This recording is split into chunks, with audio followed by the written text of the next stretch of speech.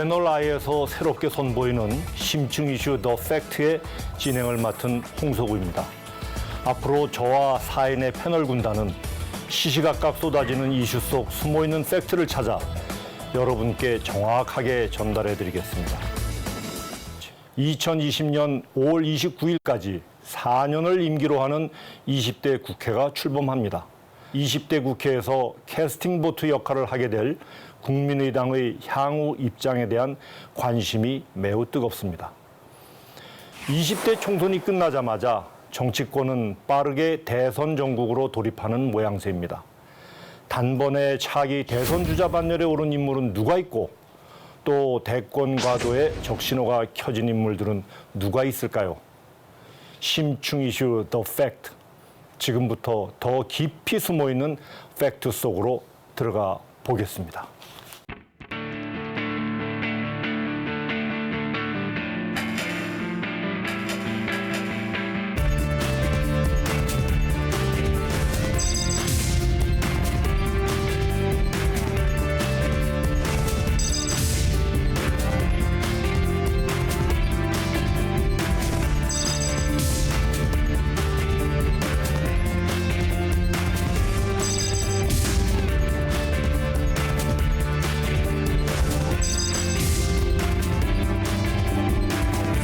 안녕하세요. 네, 안녕하세요. 네. 아니, 근데 저는 불만이 있는 게 19금 평론가라고 저는 써놓고 네. 진격의 꽃중년 최영일, 네. 평론계 아이돌 백성무. 아니 누가 평론계 아이돌이라고 누가 저는 제가 정한 거 아니에요. 누가 꽃중년이라고 해놓고 나는 왜 19금이라고. 여기 산업방송인데 산업방송이 이 프로그램이 날아가는 게 아니라 이 산업방송 자체가 날아갈 수 있습니다. 19금 제가 좀 털면은 방송국 자체가 위험한데 괜찮을지 모르겠어요. 저의 복귀작이자 마지막 작품이 될 수 있는. 한 번 나가고 그냥 프로그램 폐지. 아무튼 뭐 그건 PD가 책임질 거니까 뭐 저는 책임 못 지겠습니다. 새누리당 참패라는 새누리당은 참패, 더민주는 완승, 국민의당은 돌풍. 16년 만에 여소야대 구도가 만들어졌습니다. 20년 만에 3당 체제가 구축됐습니다. 오늘부터 당대표직에서 물러나겠습니다. 국민이 먹고 사는 문제를 해결하지 못하는 정부는 심판받는 것이 당연합니다. 1번, 2번 못 싸우게 하고 일하는 국회로 만들겠습니다. 대한민국 국민들을 테러로부터 보호하기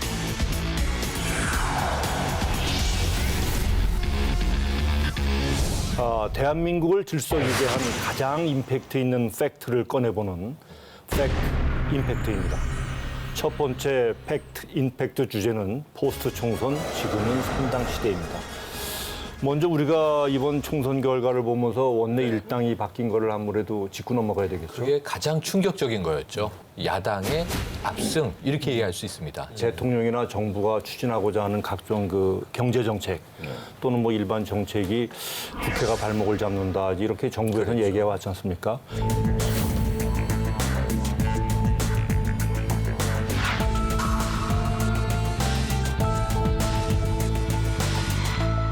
지금 쟁점 법안이 노동개혁 관련 법안입니다. 원래 5대 법안이 나와 있었는데 대통령이 이제 기간제법 하나는 그래 유예하자. 4개는 꼭 통과시켜 주십시오. 해서 패키지로 묶여 있지 않습니까? 이거 야당이 지금 결사반대할 것 같은데 사실 최근 이 상황을 보면은 김종인 대표는 어쨌든 기업 구조 조정은 필요하다. 정부의 이야기를 유일호 경제부총리 얘기를 좀 지지했고요. 안철수 대표도 미시적인 기업 구조 조정만이 아니라 거시적인 구조 개혁까지 해야 된다 해서 이건 또 3당이 한 방향으로 가는 것 아닌가 하고 있어요. 보수라는 거는 증세 없이도 복지가 가능하다는 게 보수고 진보는 세금을 더 걷어서 그걸 복지로 나누자는 게 진보인데 그럼 유승민 의원 같은 분이 증세 없는 복지는 허구라면 그럼 새누리당 보수당인 새누리당에 있지 말고 진보당 저 정의당으로 가야 되는 거야. 너무 가신 것 아니. 같은데. 새누리당엔 계시면 안 돼.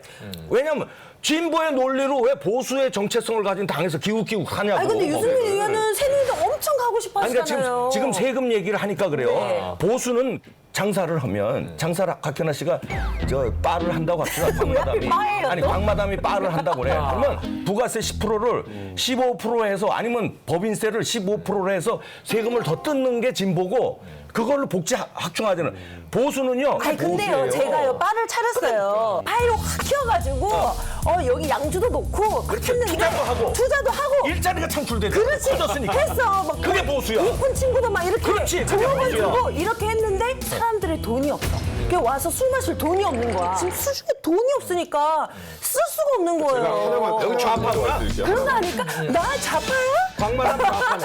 아까 좌판에 우판에 이렇게 이분법을 지금 쓰고 계세요. 근데 뭐냐면 이거죠. 전 동의해요. 이 박사님의 이분법에 동의를 해요. 그런데 문제는 뭐냐면 아까 박근혜 대통령이 2012년 대선에서 당선될 때 공약이 경제 민주화로 정리가 된단 말이에요.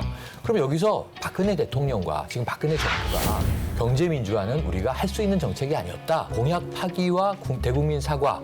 그래서 이제는 이 정책을 바꾼다라고 하는 국민 소통이 필요한데 그걸 꽁거먹은 듯 입을 다물고 그냥 가니까 국민들은 왜 복지는 안 그건 합니까? 잘못했지. 지금 우리 이 박사님이나 여러분들이 결국 이제 경제 활성화하고 경제 민주화를 아주 좋은 예를 들어서 설명을 해주신 것 같아요. 아니, 그렇죠? 그래서 저도 궁금했던 게 경제 활성화, 경제 민주화 그게 도대체 차이점이 그게 아까 뭔가요? 우리 이 박사님이 정확히 네. 설명해 주셨잖아요. 결국은 경제 활성화는 일단은 전체적인 그 경제 파이를 키울 수 있는 힘이 강한 사람 위주로 도와줘서 전체가 커지면 그중에 경제적 약자도 혜택을 보지 않겠느냐 하는 거에 중심을 두는 것이 활성화고 또 경제 민주화는 어느 세월에 경제적 약자가 도움을 받겠냐. 그러니 일단 경제적 약자한테 먼저 좀 수혈을 하고 그래서 전체적인 경제 파이를 좀 키워가는 게 좋지 않느냐 하는 건데 저는 그렇게 봅니다.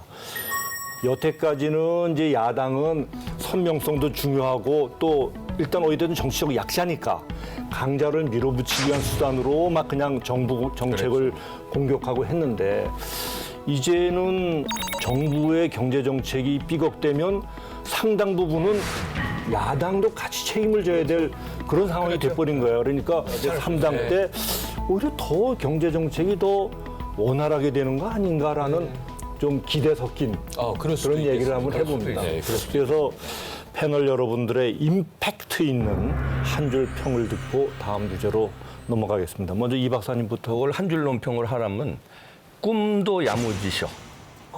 꿈도 야무지셔. 국민들도 꿈에서 깨시라. 국민들 꿈도 야무지시다. 왜냐하면 3당으로 선거 심판했으니까 앞으로 좀 나아지겠지 한국 정치. 꿈 깨십시오. 두고 보십시오. 두고 보십시오. 단어를 주세요. 두고 보시라니까. 너무 여기서 예언 많이 하시는 거야. 정신 차려라. 잘못하면 한순간에 훅 간다. 이거 새누리당 백보드에 있었던 내용이잖아요. 근데 저는 이번에 그 예언서인 줄 알았어요. 그거 보고 너무 놀랐는데.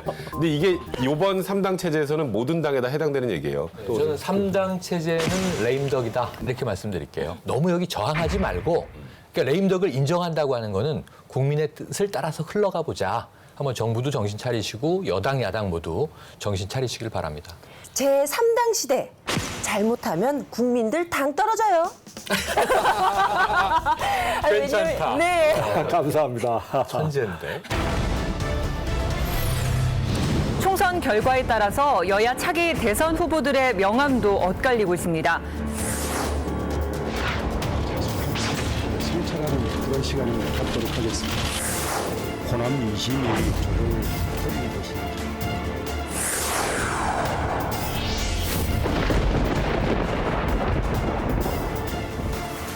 네티즌들의 핫한 리플만을 모아서 진짜 속마음을 읽는 더 팩트 핫플입니다.